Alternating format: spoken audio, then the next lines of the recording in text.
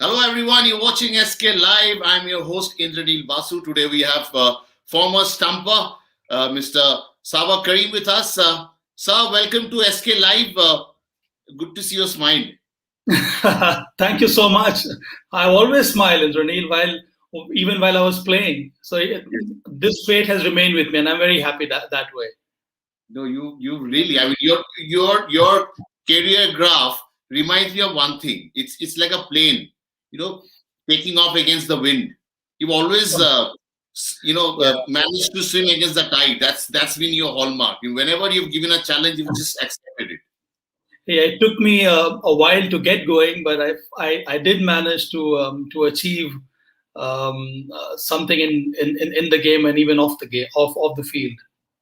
Yeah, absolutely. And you're one of those, we call cricket a gentleman's game. And first time I remember meeting you when I was in school.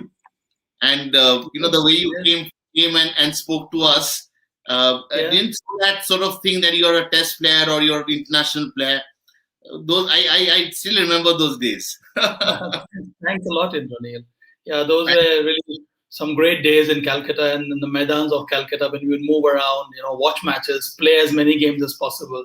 So Bengal was such a wonderful place to play cricket, and to that level, because the kind of support one received from the fans and my colleagues, plus junior colleagues. It was such a wonderful place to showcase my talent. And one of the a few former cricketers who would call back. If you miss a call, you'll call back a journalist. So that is also Thank you for the compliment. Thanks no, for that. really, means a lot. And this is how cricket is played. And you carry your what you are off the field also. Matters a lot. And we've seen how Indian cricket is blooming right now. It's like blooming like a flower. It's looking so beautiful. And I can imagine. I can tell you around that time when you were the selector. The surge happened. The surge in talent happened around that time. If I'm not mistaken, correct me if I'm wrong. Oh, well, I don't look at it like that, Indranil. This my phase as a selector was from 2012 2016. Yes. It was also a time where a lot of our experienced cricketers bid goodbye to the game. Rahul Dravid had retired, Veer Sashman had retired, and some of the experienced players were probably on the last leg of their career. So it was a great opportunity for the talented youngsters to come in. We were there only to facilitate their progress or their inclusion in the side. And that's the way I look at it.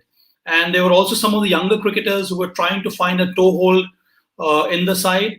And when we came in, we allowed them so much of space that they became big names after that. So it was very heartening to see the transformation that took place in Indian cricket. And those 4 years were an exciting challenge for me as well as all my colleagues. And it was good to see Indian cricket make valuable progress, and one received a lot of good inputs from everybody. Even my colleagues from the former cricketers, all of them chipped in with their inputs and with their good suggestions and advices. So those were the times when it was really crisis time. I mean, who was going to take Indian cricket forward? And we got so many talented players coming into the system.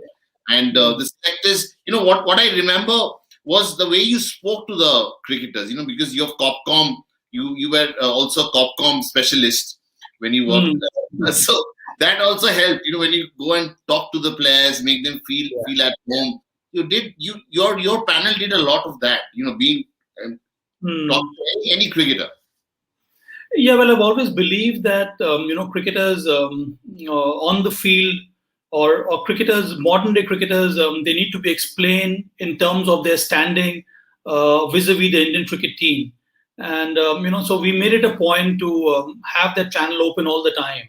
If a player would feel that he's being neglected or he's not been selected, as a selector, it was our responsibility to reach out to that player and explain to him the reason, and the way that player can always make a comeback. So I think this kind of communication is extremely healthy for the environment in the side.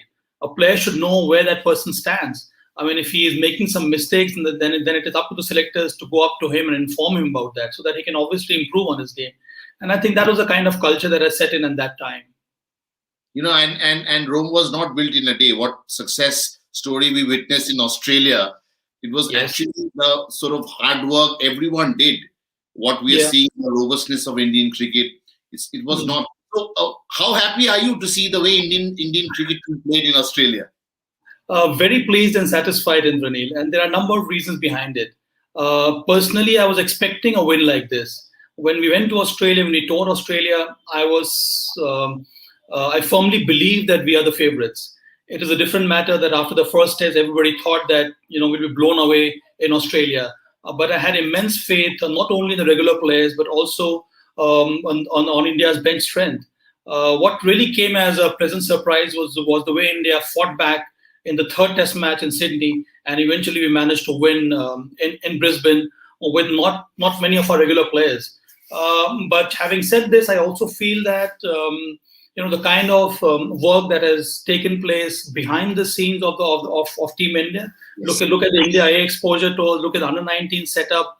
The number of times such young players have toured outside the subcontinent, all that really gave us the impression that whenever such players will get an opportunity to play for Team India, they were eager to do well, and that's what took place in Australia. So I was very happy, very pleased to see the youngsters come out and really make a deep impact on the outcome of the series. This year, unfortunately, because of the testing times and because of time constraint, we're not going to have the Ranji Trophy Yeah. after probably 82 years. But we're still having some cricket. Do you give credit to the Ranji Trophy for whatever success we have seen, or is it IPL? Is it the A tours, or is it combination of everything? It has to be a combination of everything, Indranil, because the bulwark of Indian cricket is the domestic line and the domestic cricket. It is not only about Ranji Trophy; it is about T20. It is about one-day cricket. It is about under 19 Kuch Behar, under 19 one-day matches, the under 23 setup. Now the under 23 plays the 4-day tournament, and then they play a one-day league. Look at the kind of money that has been pumped in to improve the status of women cricket in India. Yes. All this really augurs well for Indian cricket. And I've always said this, that India is in such a position where we can be a superpower in Indian cricket, in male and female cricket for years to come, and in all formats, because the kind of talent which we have is mind-boggling. See, Indranil, I believe that there are three important factors that will help you to grow as a sporting nation. Yeah. Number one is talent. Number two is your resources, very important, and number three is the kind of exposure we provide. So all these three are in abundance in India in terms of cricket. So I see no reason why we from this stage can really emerge as the best cricketing nation that can conquer the world. Yeah, it's looking like that. We without Virat Kohli, without the mainstream, the main line, main players in the playing 11 in the Test series. Yeah. We saw how everyone, the reserves came. Washington Sundar, Shardul Thakur. Mhm. These are like stories are like fairy tale to us.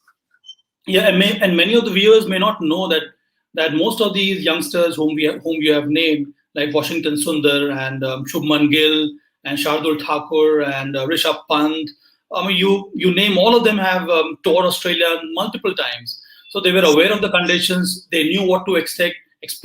Most of them have played against these Australian players at the India at the A level matches. So they were aware of the kind of plan they will have in motion. So they were pretty well prepared to tackle not only the Australian cricketers but also the Australian conditions. And also you need to be complimented the way you put everything together at BCCI. Getting those stores organized, giving enough exposure to the upcoming talents, domestic cricket. So how was your experience working with BCCI? Enriching, Indranil. I spent 3 years with BCCI, and there was a number of verticals which we prepared.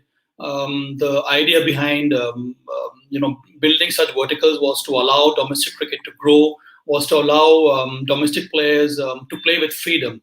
Our role was very simple. The role was to prepare infrastructure to give them as many matches as possible, and the job to perform was up to the cricketers.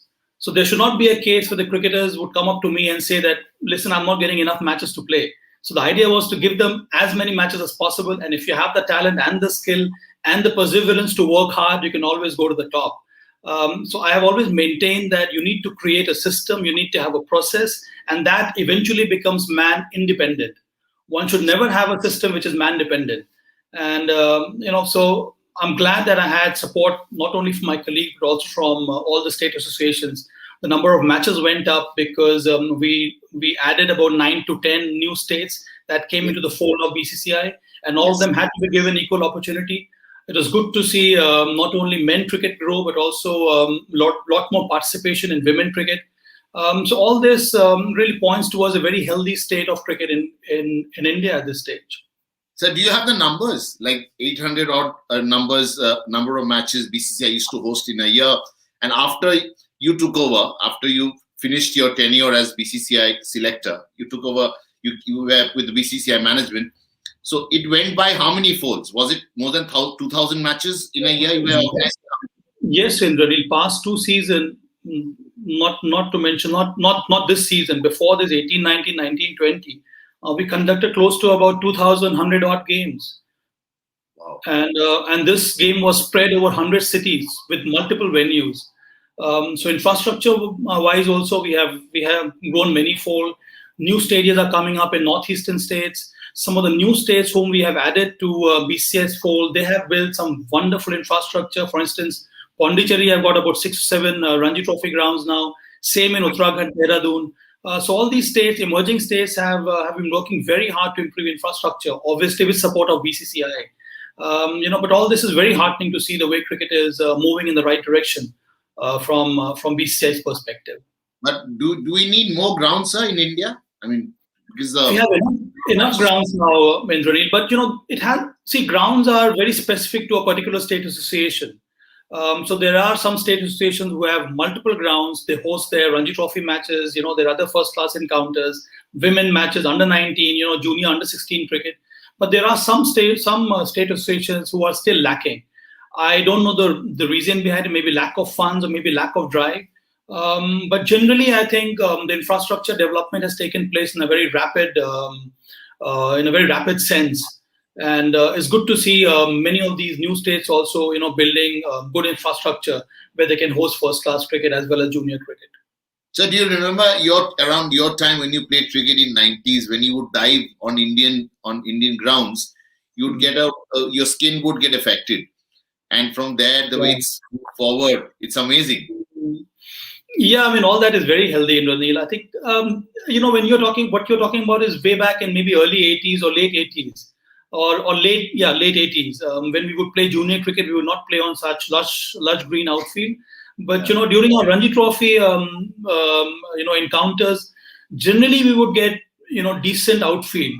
Although the fitness standards and the fielding standard that we see now, we certainly lacked in those areas.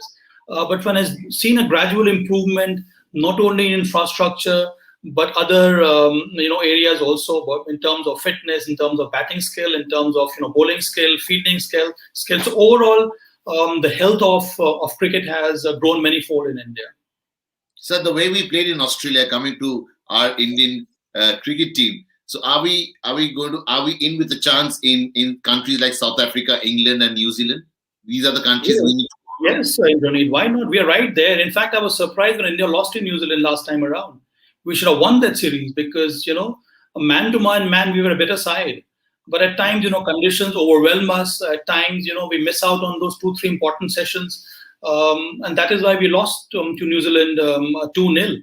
And that is one series which India should have won because the kind of preparation that went behind it. We had a shadow tour before Team India went to New Zealand. We sent an India A side, and most of the test regulars, they participated in that tournament, in that series also.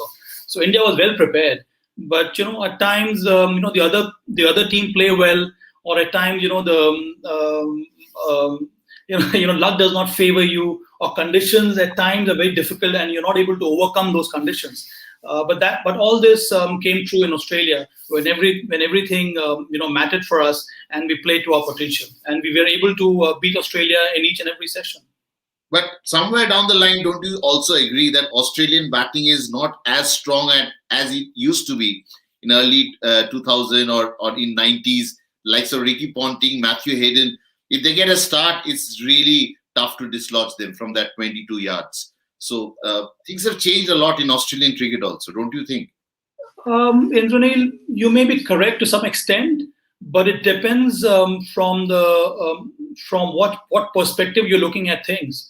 Australian cricket, obviously, they need some more time to develop some cricketers, but they still had David Warner, they had Tim Payne, they had Steve Smith, they have Labuschagne. All these players have scored tons of runs for Australian cricket. And if among the youngsters, if two or three had done well, we would have said, oh, such a strong batting unit. But that is something they need to work on. And I would say that Indian bowlers made them look very fragile. So be it Steve Smith, who was able to score only 100, or David Warner, all of them struggled because the kind of planning that went behind those dismissals. And we were able to choke them. We were able to, make them, commit mistakes. We had some great game plans to get rid of those Australian batters. So I think in terms of our preparation, in terms of our execution and implementation, India was far ahead than Australia. And in the bowling section also, bowling department also, I thought they tried too much on day 5 in the Gabba test. They instead of just bowling in the right areas, they pitched it very short, allowed the batsman to settle down. That was this thing. What you must have seen that morning. That was that historic morning at Gabba. So, you know what, Indranil, when international bowlers are up against one a rock solid Pujara and on the other a belligerent Rishabh Pant, there's not much you can do. So you obviously need to change your plans, quickly. You have to be very flexible. And I think the Australian bowlers or the Australian team, they did their level best to get rid of these two players. But once that kind of a partnership is forged between two such absolute contrasting players, it's not easy to make plans. And I think that's where Australia faltered. So you had Cheteshwar Pujara on one hand, who was so stubborn, who was so correct in his technique. They possibly could not get rid of him. On the other hand, they were leaking runs because of Rishabh Pant's heroics with the willow. And I think I felt as if Australia realized maybe between lunch and tea that the game is slipping out of their hands, and that is why you tend to overdo things or you tend to bring in too many changes, which obviously did not work out well for Australia. So if you want to really put the Indian team on the map, so is it the spin or the pace? Because pace, we have qualified ourselves very well. We have played really well against a quality pace attack in Australia. So how to put the Indians, on the edge of the cliff? I mean, is it spin or space? I mean, what are your thoughts? On home soil, only in the pink ball test match in Ranil. Otherwise, I think there's very little chance of England, getting an upper hand in this test series. You need to have a combination of both pace and spin. You need to pick up some early wickets with the new ball. Also, I think it's very important to have quality spinners, who can restrict the run rate. And I think that is one way of putting the Indian batsmen under some kind of pressure, because most of our Indian players are stroke players, and they love to play the shots. They love to rotate the strike. So if England, through the combination of pace and spin, can somehow manage to control the run rate, then they do have a chance of at least remaining in the game. But I sincerely doubt that, Indranil, because we have a very strong batting unit. We have a very strong pace bowling combination. The way our spinners are shaping up. Look at the way Washington Sundar bowled in Australia. They have brought in Akshar Patel. R. Ashwin is fit. So we have a very potent combination of spin and pace bowling attack to really dismantle England in the home series. But England are also coming into the series after 2 big wins against Sri Lanka in a series win, and their main hero of that win, Joe Root, their captain, he's in great touch. So that will be quite a battle. Indian bowlers, Joe Root. It's important to get him early also, like we did with Steve Smith in Australia. Yes. Joe Root, an excellent player of spin bowling also in Brunei. I was watching that England versus Sri Lanka series. So they have a very easy and a common formula to upset the length of the spin bowler. That is to either reverse sweep or to play the paddle sweep or to play the switch hit. Because they believe in rotating the strike in each and every over and not to play too many dot deliveries.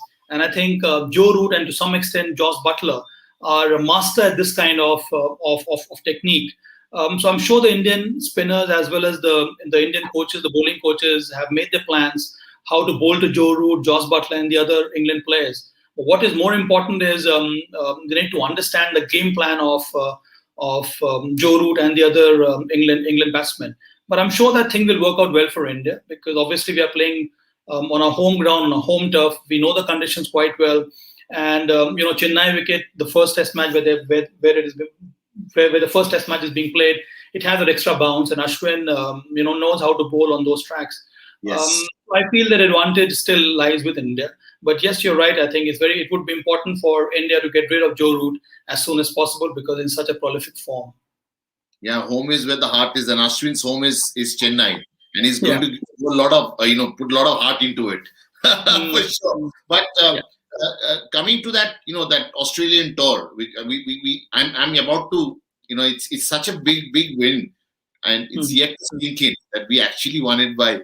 I'm still in that sort of situation. Yes, But yes. there is a top five performer from the Australian series in your book. My number one would be Cheteshwar Pujara, Ranil, because not only in this series and also in the last series, he was one reason why we were able to come on top. And I think he holds the entire batting together. You get rid of Pujara quickly, the opposition camp feels that they can make some more inroads in Indian batting lineup. But because of the stubborn and the rigid stand which Pujara took with such great courage and bravery, that is, so I would mark him out as a special player for India. Okay. Number two would definitely be Rishabh Pant. The way he handled, I mean, he puts you in such strong position to win the Test match. If he had played for about half an hour more in the third Test match in Sydney, maybe we would have won that game also. And it drives that fear in the opposition camp that unless you get him out, India can always win the game from impossible situation, which is such a a threatening kind of impact you have in the opposition mindset. Obviously, Ajinkya Rahane, the way he led the side, the way he scored the century in the second Test match at Melbourne, after being bundled out for 36, for him to come out and actually speak through his willow was amazing to watch. And he's such a very calm kind of a person. He's a bowler's delight as a captain. He listens to the bowlers. He gives them enough space to make their own adjustments. And he brings in that kind of that kind of very his demeanor speaks about confidence of the Indian side, and I think that is vitally important in India's win in Australia. So I've named you three. I'll bring in Siraj, who came through some very difficult situation, but having played that Test match, made his debut and was crucial in India's bowling component. And I was quite impressed with the way Shardul Thakur also. Came up with some very important performances. Not easy for me to really, pinpoint the details, but I think that partnership between Washington Sundar and Shardul Thakur may be the turning point of the series outcome. So that 120 odd run partnership in the last Test match made that turnaround possible. Absolutely, that was a defining moment of the series. Yeah. The way we got together and rebuild the innings in the first Sure.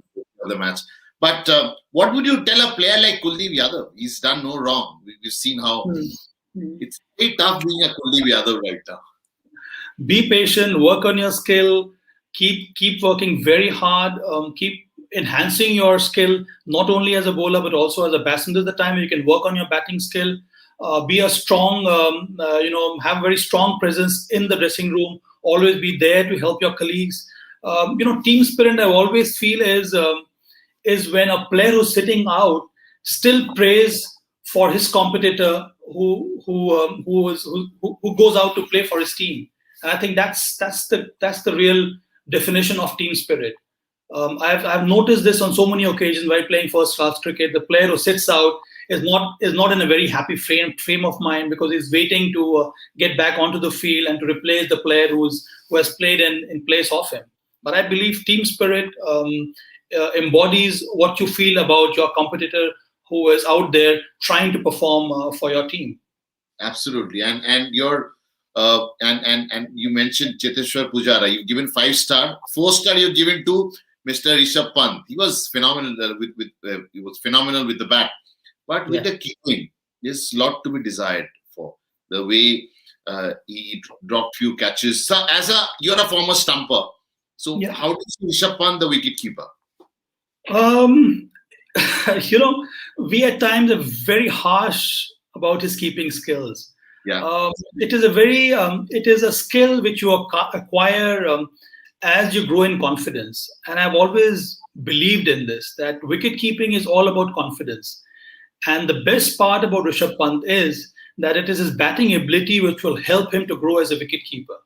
And I go back to the early days of MS Dhoni. When MS came into the team as a wicketkeeper batsman, his wicketkeeping skills was not really up to the mark, but it is his batting which benefited his keeping. And once he cemented his place in the team on his batting exploits, he realized that he can also work on his keeping skills, and they complement each other. So if you're batting well, that will help your wicket keeping to grow. And I'm sure in days to come, will see the same kind of transformation Rishabh Pant's wicket keeping skills also. Having said that, I also feel that he needs to keep working on his technique, work more on his drills, especially against spinners, because against pace bowlers, he still have some more time. I'm sure Sridhar is quite an accomplished coach. He is obviously working with Rishabh Pant, but we need to give him some more time.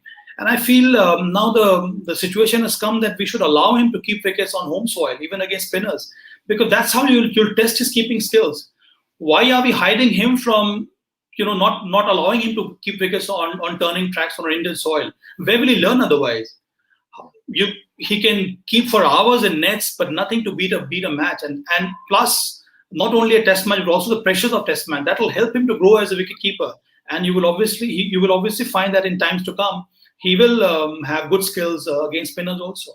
So you said there is a little technical issue with his keeping. What is that technical issue? No, I'm saying he needs to. Technical. If you have any technical deficiency, you can always work on it in terms of feet movement, in terms of your body position, in terms of your head position. All these things are very basic to wicket keeping. But at times, if you're under pressure, then you tend to forget such skills, and you go back to your old mistakes. So I think that is one area where Rishabh Pant has to improve. It's very important for him to understand that he has to allow each and every ball to come to him. He should, that's the basic of wicket keeping. You should feel that each and every delivery that is being bowled to the batsman is obviously coming to you.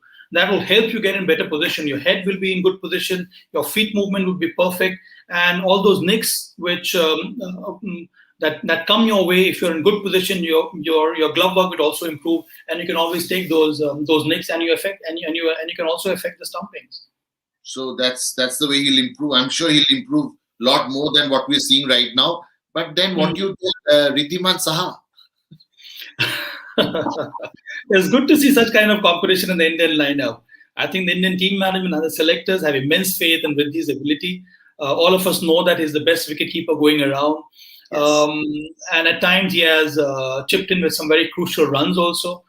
That's one reason why the Indian team management prefers him to play at home, because he can obviously come in and score some important runs.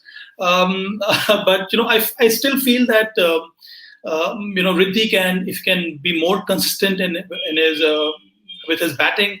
He can be an automatic choice in the Indian lineup. And you never know, in this series, Rishabh Pant may play as a batsman, Riddhi may don the gloves. So that may be a change we may see in the forthcoming series against England. But sir, has wicket keeping become easier these days because of the evenness of the track, because of predictability of the tracks we play?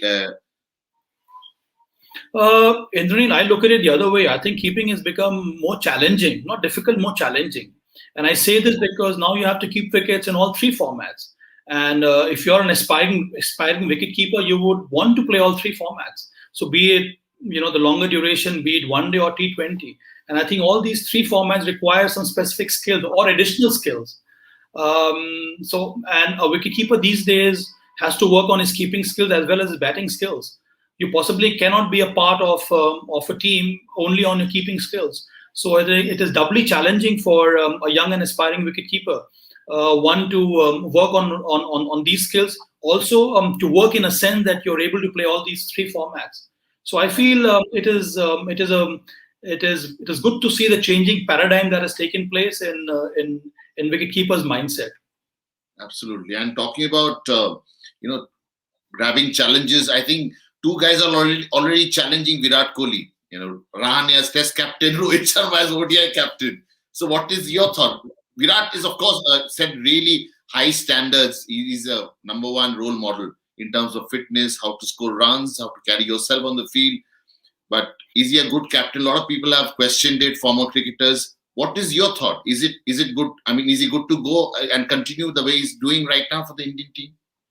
To be honest, Indranil, I feel all such discussions are quite unnecessary, Okay. because we should feel blessed that we have two senior players who can lead the side. So Virat Kohli is the captain and Ajinkya Rahane is the vice captain. It is good to have diverse personality in a team as a leader.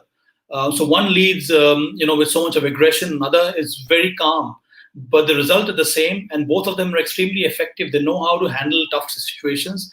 They know how to inspire their colleagues, and I think that's what India needs at this stage. So I think it is, but at the same time, I feel that it's equally important for selectors to have this constant engagement with Virat in terms of his responsibilities as a captain in all these three formats. You have to allow that kind of space to a player like Virat Kohli, who has led the side with distinction for so many years. Is he comfortable leading all three formats? Because this is the year you play the T20 World Cup, then you have the One Day World Cup coming up. Plus now the Test matches have become a World Test series. Yes. I'm happy with the kind of responsibility that has been given to him. So I think if you have this kind of conversation with the captain, I'm sure Virat and Ajinkya Rahane both, plus the Indian team management, will come up with the right kind of solution to ease the pressure on Virat. Because that will really help. If you have less pressure, you can go out there. Suppose, Yeah. sir, I was just imagining, if let's say, just hypothetically speaking, if Ajinkya Rahane is giving captaincy for the England series and Virat Kohli is playing as a captain, do you think Ajinkya will go there and play with a free mind? Is it possible when you have a towering player like Virat Kohli in the team who was a captain, and one good series you have made a captain again? Ajinkya is continuing as captain. It will put a lot of pressure on him, isn't it, sir? I don't look at it like that. If that was the case, how come MS Dhoni led the side with so many legends in the team? You had Sachin Tendulkar, you had Rahul Dravid, Saurav Ganguly, Anil Kumble. So I think it varies from individual to individual, and I think Ajinkya Rahane has had tons of experience. He has played for Mumbai for a number of years. And now he's a permanent member of the Indian side. His place is secure. He knows how to inspire his players. It also depends how the other person takes it. I think it's important for the person who's not captaining the side, a former captain, how we adjust to the new environment. So I think it is the other way around. It is the senior person who's not the captain anymore, how he is able to accept all this. But I don't think we have come to that stage yet. But if ever we do come to that stage, but I'm sure both of them are mature individuals to handle it very well.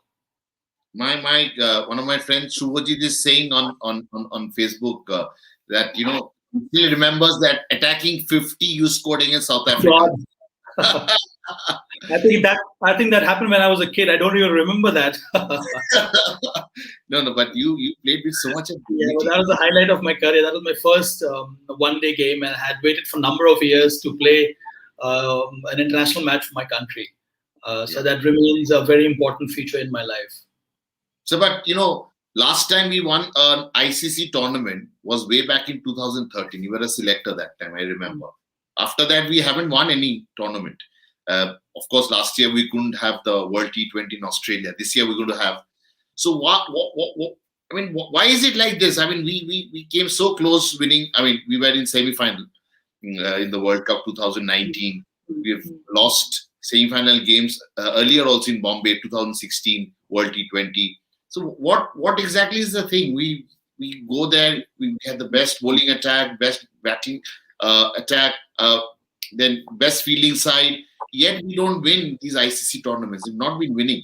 What is the? Even I'm very surprised, Indranil, because I did expect India to have many more World Cup trophies in our cabinet. And in terms of ICC, when we are an underperforming side, And I find that really surprising. Why is it that we're not able to win these World Cup events, be it T20 or be it one day? Twice we had come close in winning the World Cup T20. Once in Mumbai when we lost to West Indies in semi-finals, Yes, and yes. before that we lost to Sri Lanka in the finals, I think in Dhaka. And we were a better side. We had great preparation. We had the right kind of match winners, but somehow everything didn't come together for us. Same thing happened in the 2019 World Cup in England. Yeah. So that's one area of concern for us. But I'm sure the selectors and the team management, plus some of the senior players who've been part of the entire system for a number of years, they would love to add to that World Cup tally for India. Hopefully things should change now, and hopefully I think this win in Australia can really act as a tonic for us for ICC events also. Absolutely. This is what we are waiting for, sir. The day we win an ICC trophy, I have to get you again on the show and discuss the win. Sure. Anytime for you. Yeah, it was really a pleasure chatting with you, sir, and on Indian cricket.